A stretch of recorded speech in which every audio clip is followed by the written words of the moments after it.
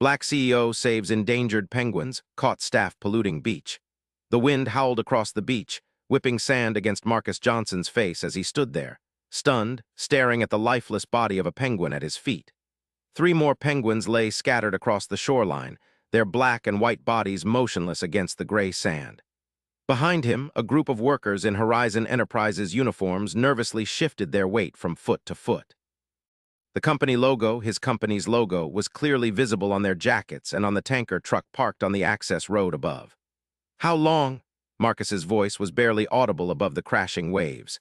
He turned, his tall frame imposing despite being in his 60s, facing the employees who now couldn't meet his eyes. "I said, how long has this been happening?" Elaine Williams, his operations manager of 15 years, stepped forward. Her silver-streaked hair blew across her face as she struggled to maintain her composure. "Marcus, you don't understand. The regulations changed and the disposal costs tripled.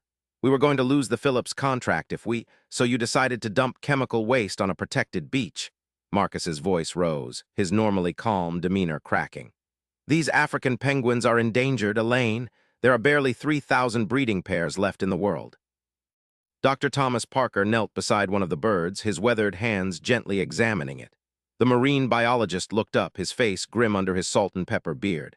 "This is criminal. These chemicals have poisoned their food supply. The entire colony could be at risk." Marcus turned back to Elaine and the other employees. "Everyone from Horizon back to headquarters immediately. Nobody speaks to the press." He pointed at the company truck. "And get that tanker off this beach before the authorities arrive." "Dad," Sarah Johnson approached, her phone in hand, legal pad tucked under her arm. At 35, she had her father's determination etched in every feature. "The Environmental Protection Agency is on their way, and there's already a news van at the parking lot." Marcus closed his eyes briefly, the weight of the moment crushing down on him. Everything he'd built over 3 decades, his reputation, his company's standing, his legacy, all of it was now in jeopardy because of what his own people had done. "Sir," a young man with a camera approached cautiously. "I'm Robert Chen from the Peninsula Times. I've been documenting the penguin colony for months. I have photos of your trucks here from 3 different occasions." Marcus stared at the horizon where dark clouds were gathering. He'd built Horizon Enterprises from nothing, becoming one of the first black CEOs of a major corporation in this region. He'd overcome every obstacle, broken barriers, created jobs, and now he was facing the worst crisis of his life. "Dad, what are we going to do?" Sarah asked, her voice low. Marcus straightened his shoulders, his decision made in that moment. "We're going to save these penguins, and we're going to make this right, no matter what it costs." But let's go back to how this all started. It was just 3 hours earlier when Marcus Johnson woke up in his beachfront home, completely unaware that this day would change everything. Marcus awoke to the familiar sound of waves crashing against the shore. Through the floor-to-ceiling windows of his bedroom, he could see the first light of dawn painting the horizon in shades of orange and pink. At 62, he still maintained the habit of rising early, a discipline that had served him well throughout his career. He went through his morning routine methodically, 15 minutes of stretching to ease his back pain, a quick shower, and then his favorite part of the day, breakfast on the veranda overlooking the ocean. Gloria, his housekeeper of 20 years, had already prepared his usual whole-grain toast, scrambled egg whites, and black coffee. "Morning, Mr. Johnson," Gloria said, setting down the newspaper beside his plate. "Your daughter called, said she'll be stopping by the office today." Marcus nodded, reaching for his reading glasses. "Thank you, Gloria." He opened the newspaper, scanning the business section first as always. There it was, a small article about Horizon Enterprises' upcoming acquisition of Phillips Manufacturing, a move that would expand their operations significantly. After breakfast, Marcus drove his classic 1977 Mercedes to Horizon headquarters. He'd bought the car when he landed his first executive position, a reminder of how far he'd come from the small apartment he grew up in with his mother working 2 jobs to support them. The Horizon building stood proud against the skyline, 20 stories of glass and steel that Marcus had commissioned 10 years ago when the company had finally grown enough to justify it. In the lobby, employees nodded respectfully as he passed. "Good morning, Mr. Johnson." His assistant, Gloria Jenkins, greeted him as he entered the executive floor. No relation to his housekeeper, just a coincidence that had confused more than a few people over the years. This Gloria was in her late 50s, efficient and loyal since the early days of the company.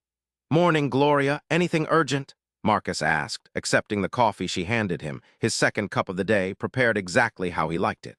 Board meeting at 10. Your daughter called to confirm lunch at noon, and Elaine wants to see you about the Phillips acquisition, says there's an issue with the environmental compliance review. Marcus frowned slightly. Tell her to come by at 9, and make sure the conference room is ready for the board, the full presentation, not the abbreviated version. In his office, Marcus took a moment to look at the photographs on his wall, a younger version of himself breaking ground on their first factory, shaking hands with the governor, standing proudly with Sarah at her law school graduation. His only child had chosen environmental law rather than joining the family business, a decision that had initially disappointed him but which he'd come to respect. Sarah had her mother's fierce independence. The thought of his late wife, Catherine, brought a familiar ache. She'd been gone 8 years now, cancer taking her far too soon. She should have been here to see how successful the company had become, how their daughter had grown into such a remarkable woman. At precisely 9 o'clock, Elaine Williams knocked and entered his office. As head of operations, she oversaw the day-to-day functioning of Horizon's 3 manufacturing plants. They'd worked together for nearly 2 decades, climbing the corporate ladder side by side. Marcus, she said, taking a seat across from him. She placed a folder on his desk. We have a situation with the Phillips acquisition. Marcus leaned forward. What kind of situation? Their facilities don't meet our environmental standards. The waste management system would need a complete overhaul to comply with the new regulations that came into effect last month.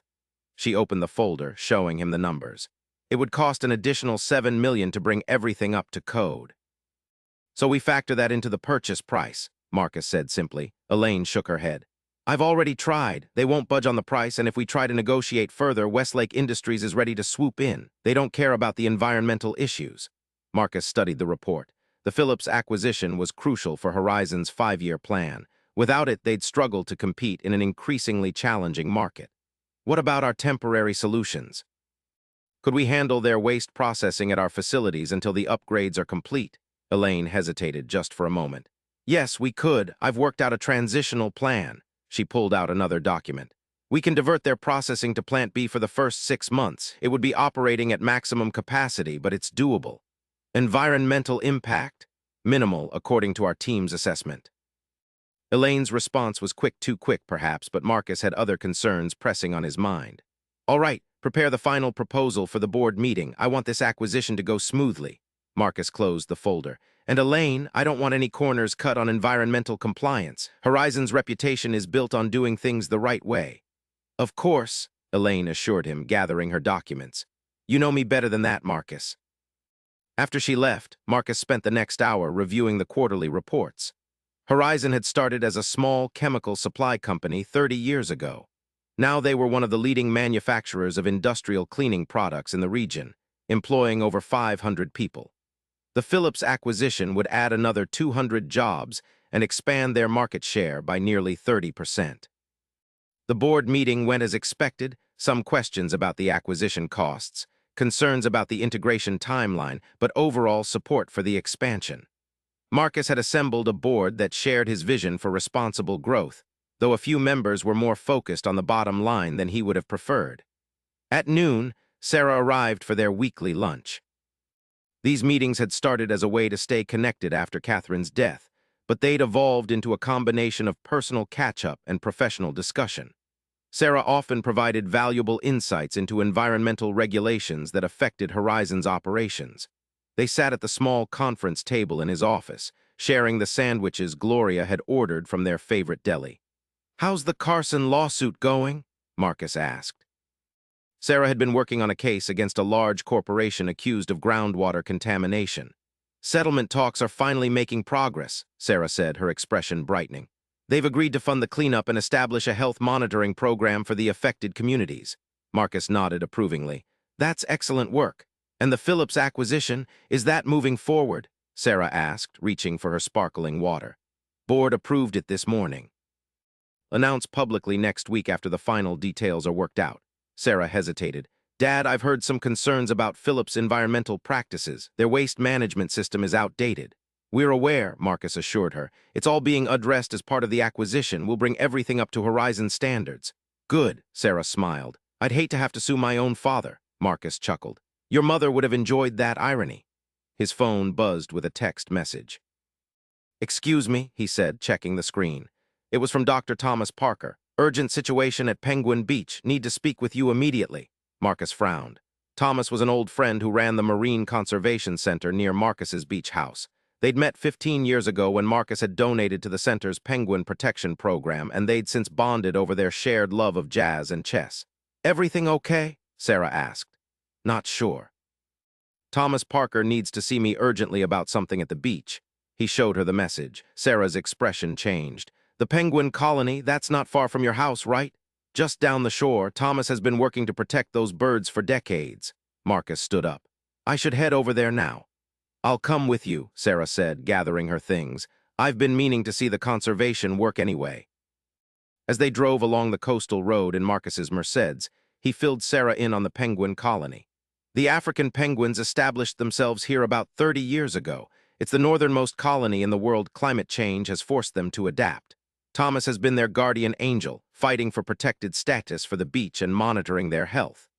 It's remarkable they've survived this far from their native range," Sarah commented, gazing out at the ocean. "How many are there?" "About 100 birds now. They were down to just 20 when Thomas started his conservation efforts." Marcus turned onto the narrow road leading to Penguin Beach. "Whatever this is about, it must be serious. Thomas doesn't panic easily." When they arrived at the small parking area above the beach, Marcus immediately knew something was wrong. A Horizon Enterprises tanker truck was parked near the path leading down to the shore. 2 more company vehicles were there as well, along with Thomas's conservation center truck. "What is one of our tankers doing here?" Marcus muttered, a sense of foreboding washing over him. They made their way down the wooden staircase to the beach. The wind had picked up and dark clouds were gathering offshore. As they rounded the bend, the scene came into full view. Thomas kneeling beside a penguin on the sand, several Horizon employees standing in a group looking worried, and Elaine gesturing emphatically as she spoke to a young man with a camera. "What's going on here?" Marcus called out as they approached. Thomas looked up, his expression a mixture of anger and relief at seeing Marcus. "Your company has been dumping chemical waste on this beach," he said without preamble, pointing to a dark stain on the sand near the water's edge. "I've found 4 dead penguins this morning, and at least a dozen more are missing from the colony." Marcus felt as though the ground had dropped away beneath his feet. "That's not possible," he said automatically. "Horizon has strict waste disposal protocols." "Tell that to these birds," Thomas said grimly, gesturing to the lifeless penguin at his feet. "And tell it to your employees who were caught in the act." Marcus turned to Elaine, who had gone pale. "Explain this," he demanded. "Now." And that was how Marcus Johnson found himself standing on that windswept beach, facing the worst crisis of his career and his life, with the evidence of his company's betrayal scattered around him in the form of innocent victims. The news van from Channel 7 pulled into the parking lot as the wind continued to intensify.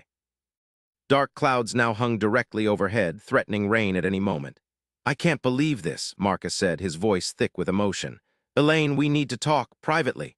He led her away from the group down the beach toward a cluster of rocks. Once they were out of earshot, he turned to face her. "Tell me exactly what happened," he demanded, "and don't leave anything out." Elaine's composure had crumbled. "The new regulations doubled our waste processing costs.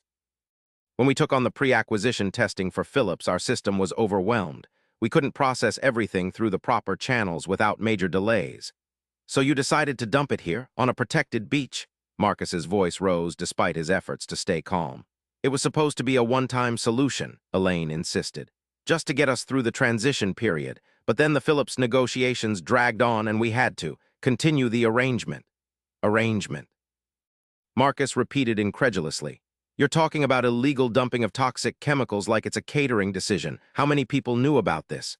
"Just the night shift supervisors at Plant B and the transport team. We kept it compartmentalized." Elaine looked down at the sand. "Marcus, I was trying to protect the company, to protect you. If we lost the Phillips deal because of processing delays, the board would have—" "Don't you dare try to justify this," Marcus cut her off. "You betrayed everything this company stands for, everything I stand for." Back with the main group, Sarah was talking intently with Dr. Parker, while Robert Chen, the young photographer, was reviewing images on his camera. The Horizon employees stood in an uncomfortable cluster, occasionally glancing toward Marcus and Elaine. The reporter called out, "Is Horizon Enterprises responsible for the dead penguins? Was this dumping authorized by management?" Marcus held up a hand. I'll make a full statement later today. Right now, our priority is to assist the authorities and do whatever we can to mitigate the damage to the penguin colony and the beach ecosystem. As the EPA team worked, Marcus pulled Sarah, Thomas, and reluctantly, Elaine into a huddle under the small shelter near the beach access path. We need a plan, he said firmly. Thomas, what resources do you need for the penguins? A temporary habitat with proper conditions, Thomas replied. Funding for cleanup, monitoring, and rehabilitation, and a guarantee that this never happens again. You'll have it, Marcus assured him. Sarah, from a legal standpoint, what's our best approach? Sarah thought for a moment. Full transparency, immediate acceptance of responsibility, a comprehensive remediation plan, and, she glanced at Elaine, accountability for those directly involved. Agreed. Marcus turned to Elaine. You're suspended, effective immediately. You'll surrender all company devices and access before you leave the beach today. Elaine paled. Marcus, please, this isn't a discussion, he said firmly. You'll have your chance to explain to the board, but for now you're removed from all operational duties. The rain intensified, drumming on the shelter roof. Marcus stepped out into it, needing a moment alone. The beach stretched out before him, the normally clear waters now tainted with dark streaks near the shore. He thought of how proud Catherine had been when Horizon received its first Environmental Stewardship Award 15 years ago. What would she think now?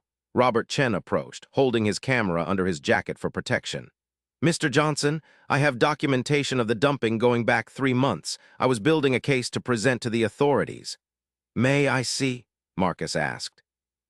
Robert showed him the camera screen, clear images of Horizon trucks arriving at night, workers unloading containers, dark liquid flowing into the ocean. Date and time stamps confirmed a pattern of regular dumping. I'd like copies of all these, Marcus said. Will you provide them to both the authorities and to me directly? Robert looked surprised.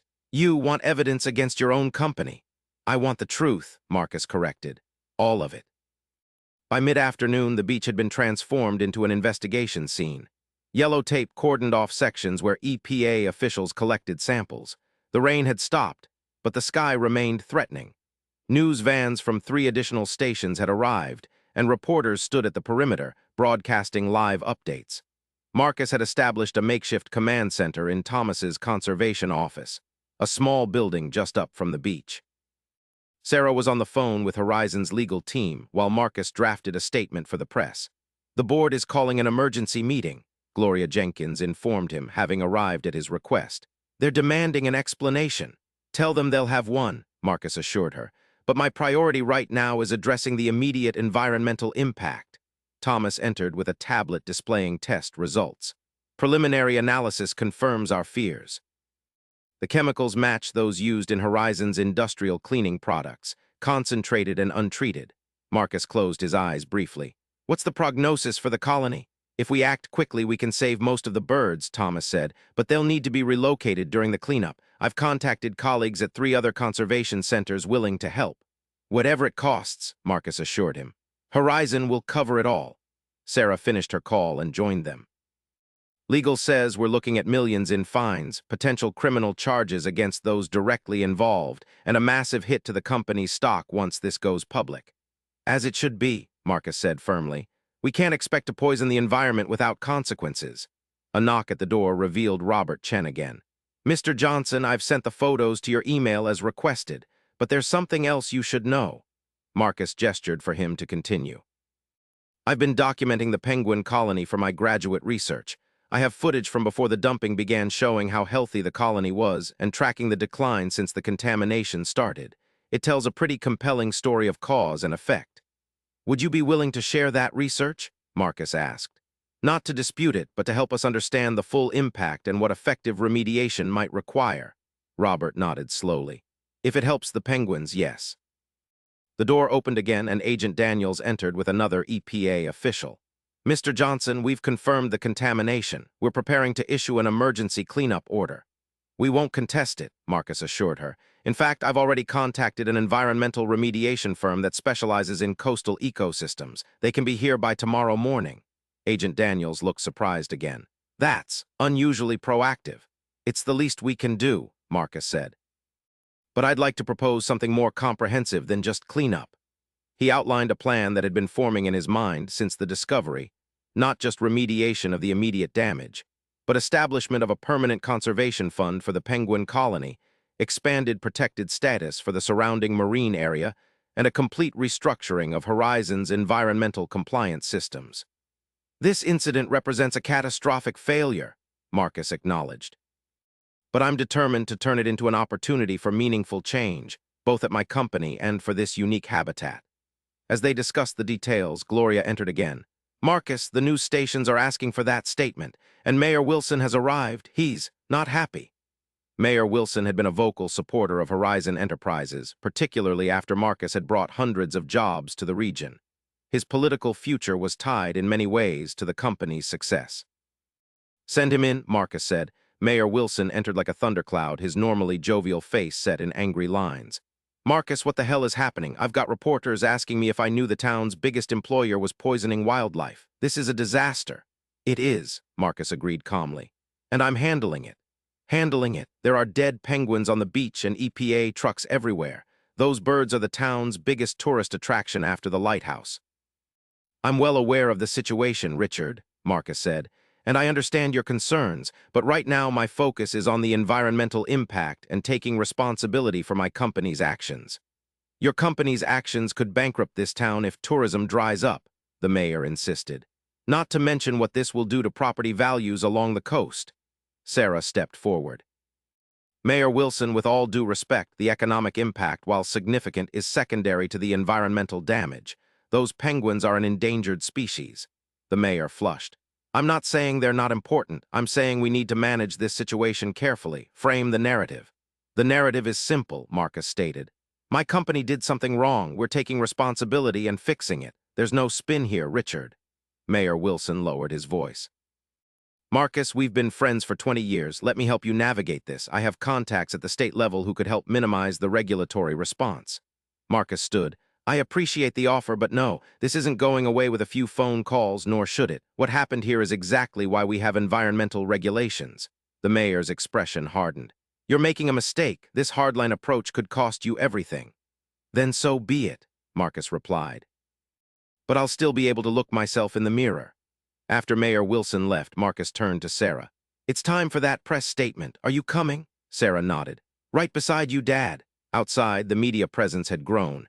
Cameras and microphones waited as Marcus approached the makeshift podium that had been set up. Behind him stood Sarah, Thomas, and Robert. Conspicuously absent was Elaine, who had been escorted back to Horizon headquarters by security. Good afternoon, Marcus began, his deep voice carrying across the now quiet beach. Today, I learned that employees of Horizon Enterprises, the company I founded and have led for 30 years, have been illegally dumping chemical waste on this protected beach, endangering the unique colony of African penguins that call this place home. He paused, looking directly into the cameras.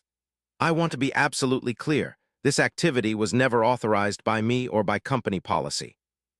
However, as CEO, the responsibility for everything that happens at Horizon ultimately rests with me. I failed to ensure proper oversight of our waste management processes, and for that, I apologize unreservedly to the community, to the authorities, and most importantly, to the endangered species that have been harmed. Marcus outlined the immediate steps being taken, the environmental remediation, the penguin relocation and care, the internal investigation, and the cooperation with authorities. Horizon Enterprises will bear the full cost of the cleanup and wildlife rehabilitation, he promised. But we're going beyond that. Today, I am announcing the establishment of the Horizon Environmental Restoration Fund, with an initial commitment of $10 million dedicated to the long-term protection of this penguin colony and the surrounding marine ecosystem. A murmur ran through the gathered reporters. Furthermore, Marcus continued, I am initiating a complete restructuring of Horizon's environmental compliance systems, with independent oversight and transparent reporting. This will include not just our existing facilities, but also the Phillips manufacturing plants we are in the process of acquiring. Questions came rapid fire after his statement.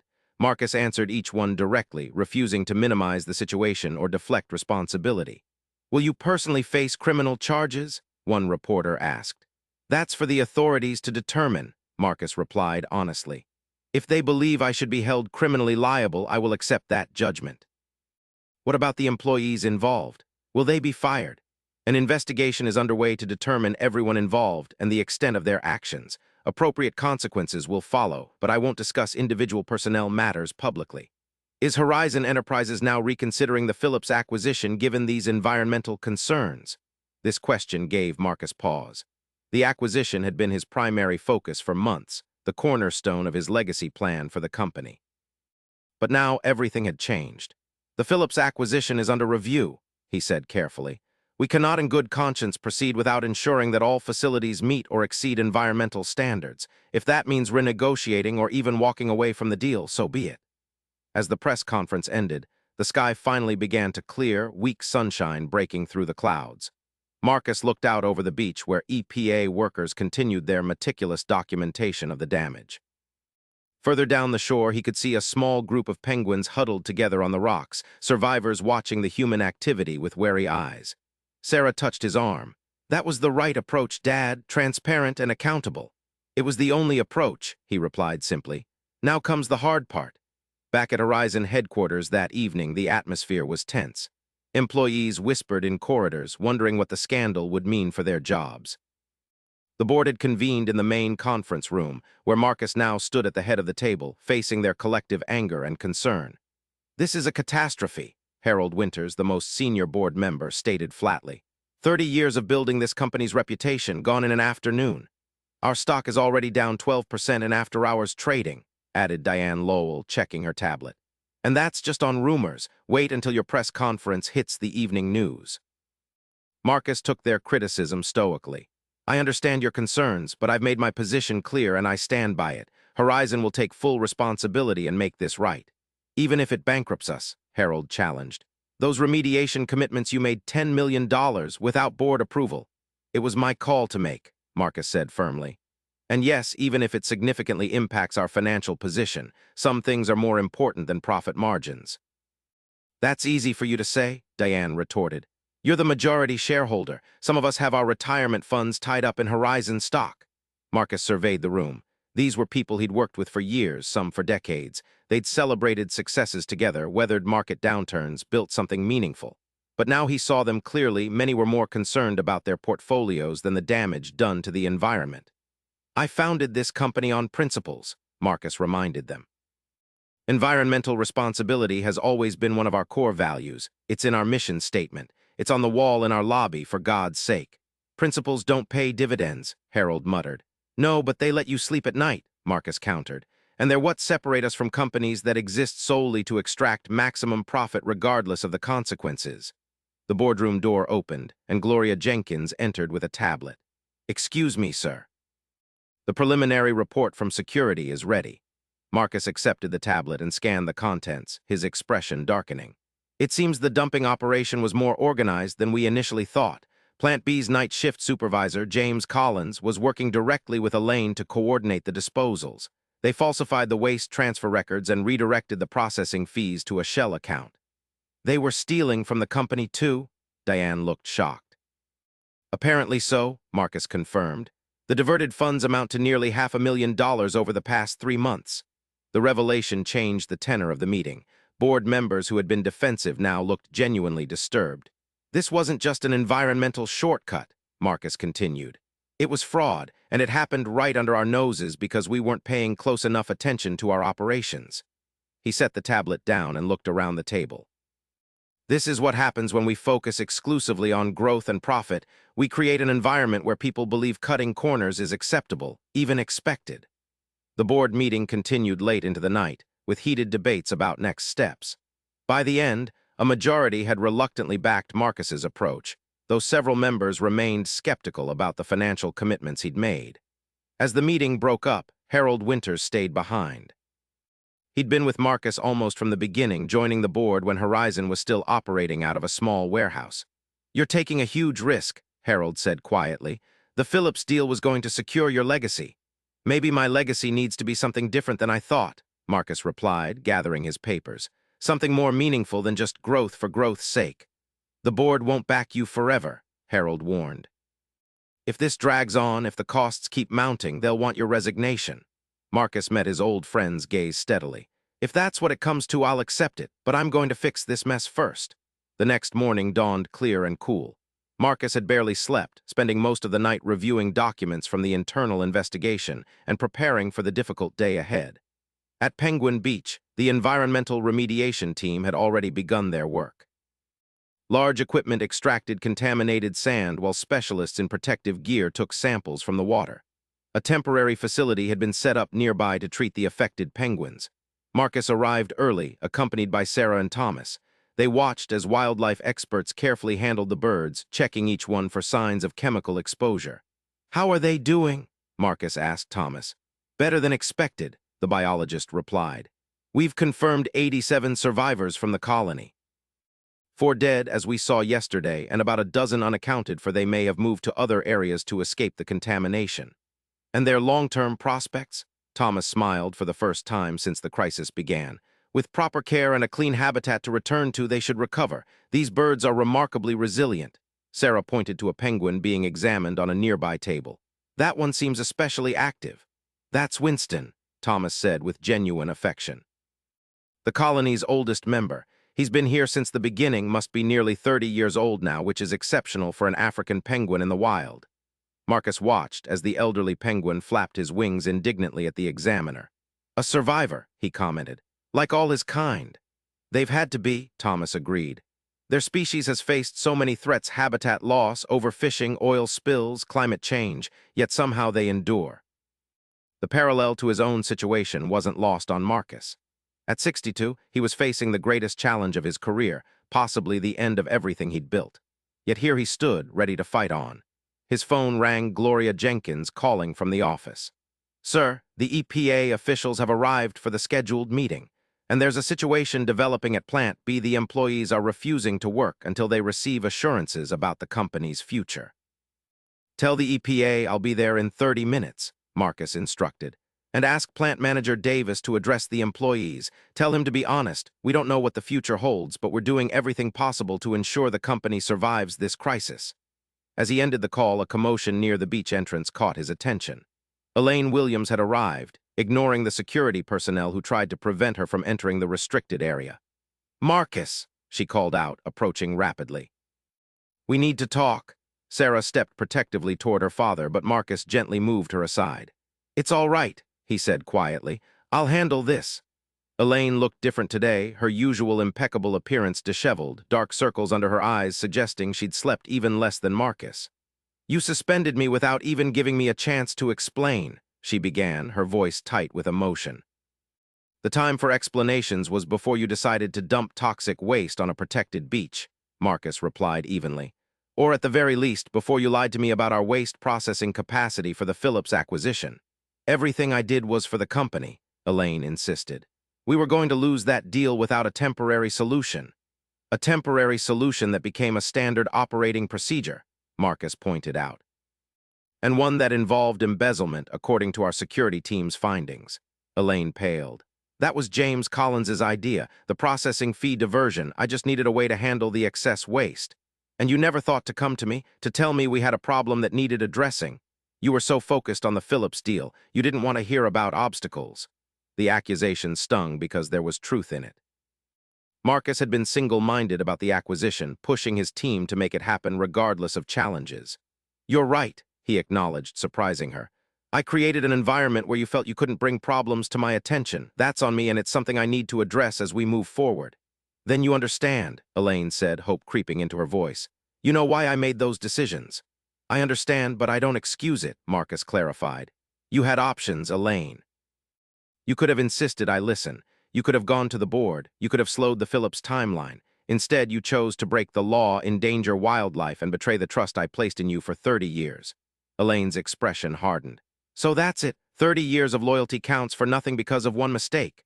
"This wasn't one mistake," Marcus said firmly. "It was a deliberate pattern of deception over months, and it goes against everything Horizon is supposed to stand for." "What about everything I've done for you? For this company?" Elaine demanded, her voice rising. "I've given my life to Horizon, and I've valued your contributions," Marcus assured her. "But this isn't something I can overlook or excuse." Elaine's anger suddenly collapsed into desperation. "Marcus, please, this job is all I have. After the divorce, after David took everything, I can't start over at my age." The personal appeal made this even more difficult.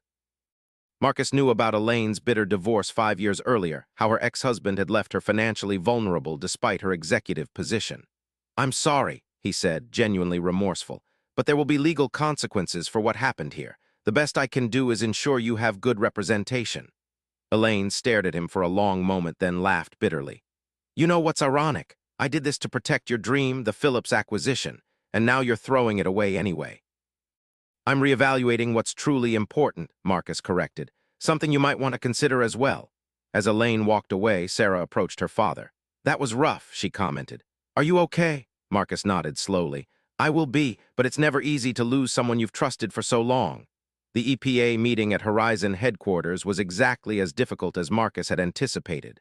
The violations were serious, the penalties substantial. But his proactive approach had earned some goodwill with the officials. "Your immediate remediation efforts and full cooperation have been noted," Agent Daniels acknowledged. "That said, the nature of these violations requires significant penalties." The proposed settlement included a $15 million fine, mandatory oversight of all Horizon facilities for 5 years, and criminal charges against the specific employees involved in the dumping and financial fraud. "We accept these terms," Marcus said without hesitation, to the visible shock of his legal team, "with one request that a portion of the fine be directed specifically to penguin conservation efforts rather than the general Environmental Restoration Fund." Agent Daniels considered this. "That could be arranged, given the direct impact on the colony." By the end of the meeting, the framework of an agreement was in place. The legal process would continue, but the path forward was clearer now. As the EPA officials departed, Marcus's phone rang again. It was Robert Chen, the young photographer. "Mr. Johnson, I'm at the beach with Dr. Parker. You might want to come down here. Something unexpected is happening with the penguins." Concerned, Marcus drove immediately to Penguin Beach. The remediation work continued, but a small crowd had gathered near the temporary penguin care facility. Thomas spotted him and waved him over. "Marcus, come see this." Inside the large tent, several penguins that had been cleared of contamination were being prepared for transfer to a temporary habitat at another conservation center. But one penguin, Winston, the elderly colony leader, was refusing to enter the transport container. "He's been like this all morning," Thomas explained. "Every time we try to move him, he becomes distressed. We're concerned about forcing him, given his age." Marcus watched the dignified old bird who stood apart from the others, occasionally looking toward the beach. "What does he want?" Marcus asked. Thomas hesitated. "I think he doesn't want to leave his home. This beach is all he's known for decades." Something in the penguin's stubborn dignity resonated with Marcus. "Can he stay? Is there any safe area of the beach that's not contaminated?" Thomas considered this. The northern section showed minimal chemical traces. "With some additional precautions, we could create a small protected zone there. But he'd be alone until the others can return." "Sometimes being alone is better than being somewhere you don't belong," Marcus observed quietly. They made arrangements for Winston to remain in a cordoned-off section of the beach under close monitoring. As they released him into the small, protected area, the elderly penguin immediately seemed more at ease, waddling purposefully to his familiar rocks. "He's taking a risk staying here during the cleanup," Thomas noted. "But I think he knows what he's doing." "I think he does too," Marcus agreed, watching the solitary figure against the ocean backdrop. In the days that followed, the crisis evolved from immediate emergency to ongoing management. The media attention remained intense, but shifted from scandal to recovery as the cleanup progressed and the penguins began receiving treatment. Horizon's stock had stabilized after an initial sharp decline, as investors responded positively to Marcus's transparent handling of the situation. The Phillips acquisition was officially on hold, with new negotiations planned to address the environmental compliance issues properly. At the company, Marcus initiated a comprehensive review of all operations, bringing in independent auditors to examine every aspect of their environmental practices. Several more employees were implicated in the dumping scheme, though most had simply been following orders without understanding the full implications. A week after the discovery, Marcus sat in his beach house at sunset, watching the cleanup crews finishing their work for the day. Sarah joined him on the veranda, handing him a cup of coffee. "The remediation team says they're ahead of schedule," she reported. "The contamination levels are already down by 60%. "That's good news," Marcus acknowledged. "How's the legal situation progressing?" "The prosecutors have agreed to focus charges on Elaine and James Collins rather than pursuing the company criminally," Sarah explained. Your cooperation made the difference there. Marcus nodded, his expression somber. And Elaine, how is she doing? Considering a plea deal, according to her attorney. With your testimony about her otherwise unblemished record, she might avoid the maximum sentence. Despite everything, Marcus felt no satisfaction in Elaine's downfall. 30 years of friendship and professional respect couldn't be erased by even this serious betrayal. I've been thinking about the company, he said after a moment. About what happens next. Sarah sat beside him. And I think it's time for a change in leadership, Marcus said slowly. This crisis has shown me that I've lost touch with day-to-day operations. I was so focused on growth that I missed what was happening right under my nose. Dad, no one expects you to micromanage every aspect of the company, Sarah protested. Not micromanage, no, but I should have created a culture where people felt they could bring problems to me rather than hiding them, where environmental compliance was truly non-negotiable, not just something we talked about in press releases. So what are you thinking? Marcus looked out at the ocean, now painted gold and pink by the setting sun. I'm thinking it might be time to step down as CEO, remain as chairman, focus on the bigger picture, the legacy I want to leave. Sarah was quiet for a moment. Is this because of what happened or because you're ready? Both, I think, Marcus admitted. I'm 62. I've been running Horizon for 3 decades. Maybe it's time for new energy, new perspectives. And the Phillips acquisition. If we proceed, it will be with full transparency about the environmental challenges and a realistic timeline for addressing them. No more cutting corners or hiding problems. They sat in companionable silence as darkness fell. In the distance, Marcus could just make out the small protected area where Winston the penguin remained, steadfastly guarding his territory even as his colony mates had been temporarily relocated. Thomas called earlier, Sarah mentioned. Winston is doing well. Seems to be thriving, actually, now that he has the beach to himself. Marcus smiled. Stubborn old bird, reminds me of someone. Can't imagine who, Sarah teased, bumping her shoulder against his. 2 months later, the transformation was remarkable. Penguin Beach had been fully remediated, with contamination levels now below detectable limits. The displaced penguins were being gradually reintroduced to their home, with Winston serving as an unexpectedly effective welcoming committee. Horizon Enterprises had weathered the storm better than many had predicted. The stock had recovered most of its losses as Marcus's leadership during the crisis earned respect from investors and environmental groups alike. The Phillips acquisition had been successfully renegotiated, with a clear plan for bringing all facilities up to proper environmental standards before the deal closed.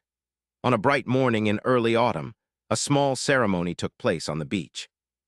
Marcus, along with Thomas, Sarah, and a group of local officials and conservation experts, gathered to dedicate the New Horizon Penguin Conservation Center, a state-of-the-art facility built adjacent to the beach, funded by Marcus's personal foundation. This center will ensure that the African penguin colony here has the protection and support it needs for generations to come, Marcus announced to the assembled group and media. What began as a tragedy has become an opportunity to learn, to improve, and to commit ourselves more deeply to environmental stewardship. Mayor Wilson, who had eventually come around to supporting the remediation efforts, stepped forward to cut the ribbon. This is a perfect example of how business and conservation can work together, he declared, having found a way to position himself favorably despite his initial resistance.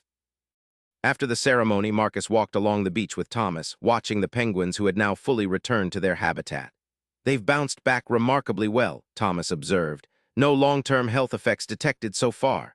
Resilient creatures, Marcus commented, like the young man who helped expose what was happening. He nodded toward Robert Chen, who was photographing the penguins from a respectful distance. I hear he's joined your conservation team. Full-time position, Thomas confirmed. The grant from your foundation made it possible. He's brilliant. His documentation of the colony's recovery will be invaluable for future conservation efforts. They approached Winston, who was perched on his favorite rock, surveying his domain. The elderly penguin acknowledged them with what seemed like a dignified nod. How long do these birds typically live? Marcus asked. In the wild, usually 15 to 20 years, Thomas replied. Winston is an anomaly, nearly 30 and still going strong. Something about him just refuses to give up. Marcus smiled. I know the feeling. Back at Horizon headquarters that afternoon, Marcus gathered the company's employees in the large atrium. After weeks of speculation, it was time to make his announcement official. For 30 years, I've had the privilege of leading this company, he began. We've grown from a small operation with a handful of employees to an industry leader with hundreds of talented people. We've had successes, and as we all know too well now, failures. The assembled employees listened intently, still uncertain about what was coming. The recent crisis taught me many things, Marcus continued. About our company, about our responsibilities, and about myself. It showed me that Horizon needs leadership that is fully engaged with all aspects of our operations, not just focused on growth and acquisitions. He paused, looking out at the faces of people who had been part of his extended family for years. That's why, effective next month, I will be stepping down as CEO of Horizon Enterprises. A murmur ran through the crowd, despite the rumors that had preceded this announcement. I will remain as chairman of the board, focusing on our long-term vision and environmental commitments. But the day-to-day leadership of this company will pass to someone who I believe embodies the values that must guide Horizon going forward. Marcus gestured to the side of the stage, where Sarah stood, looking both nervous and determined. My daughter, Sarah Johnson, has agreed to become our new chief executive officer. The surprise was evident. Sarah had built her career in environmental law, not corporate management. Some of you may wonder about this choice, Marcus acknowledged. Sarah hasn't worked directly for Horizon before, but that's precisely why she's the right person for this moment. She brings fresh perspective, unwavering ethical standards, and expertise in the very area where we most need to improve. Sarah joined him at the podium. I never expected to be standing here, she admitted to the employees. My career has been focused on holding companies accountable for environmental impacts. Now I have the opportunity to help build a company that sets the standard for corporate responsibility. She outlined her vision. Horizon would continue to be profitable and competitive, but with environmental stewardship at the core of every decision. The remediation technologies developed for Penguin Beach would become a new division of the company, offering solutions to other businesses facing similar challenges. Our experience these past months has been difficult, Sarah acknowledged. But it's also given us unique insights and capabilities. We know better than most the cost of environmental damage and the value of making things right. As the meeting concluded, employees approached Marcus and Sarah with a mixture of congratulations and questions about the transition. Many seemed genuinely energized by the new direction, though some uncertainty remained. Gloria Jenkins, who had been by Marcus's side throughout his career, was among the last to speak with him. So, retirement? She asked with a knowing smile. Not exactly, Marcus replied. Just a different role. The Horizon Environmental Foundation will keep me busy, along with board responsibilities. And time for yourself, Gloria pressed. You've earned it, you know. Marcus thought about this. For 3 decades, Horizon had been his primary focus, often at the expense of personal time and relationships. I might take up sailing again, he mused. Catherine always said we'd do that when I finally slowed down. She'd be proud of you, Gloria said softly. Of how you handled all this, of Sarah. I hope so, Marcus replied, emotion briefly tightening his throat. That evening, Marcus returned to Penguin Beach alone. The conservation center was quiet now, the staff gone for the day. He walked along the shore as the sun began to set, reflecting on the journey of the past months. The crisis had cost him, financially, professionally, emotionally. Yet standing here now, watching the penguins settle in for the evening on their restored beach, he felt a deeper satisfaction than any business success had ever provided. Movement caught his eye. Winston, making his deliberate way across the sand toward the water's edge. The elderly penguin paused, seeming to notice Marcus's presence. For a moment, they regarded each other, 2 survivors who had weathered their respective storms. Marcus smiled. Good evening, old friend, he said quietly. Looks like we both found our way home. Winston dipped his head in what could have been acknowledgement before continuing on his way, disappearing into the gathering dusk. As darkness fell, Marcus made his way back toward his house, his steps lighter than they had been in months. Tomorrow would bring new challenges, the transition at Horizon, the ongoing legal processes, the continued monitoring of the penguin colony. But tonight, for the first time since that fateful day on the beach, Marcus Johnson felt at peace with his decisions and the path ahead. In saving the penguins, he had found a way to save something even more important, his sense of purpose, his integrity, and the true legacy he wanted to leave behind. Thank you for listening. If this story touched you, please subscribe and share your thoughts in the comments.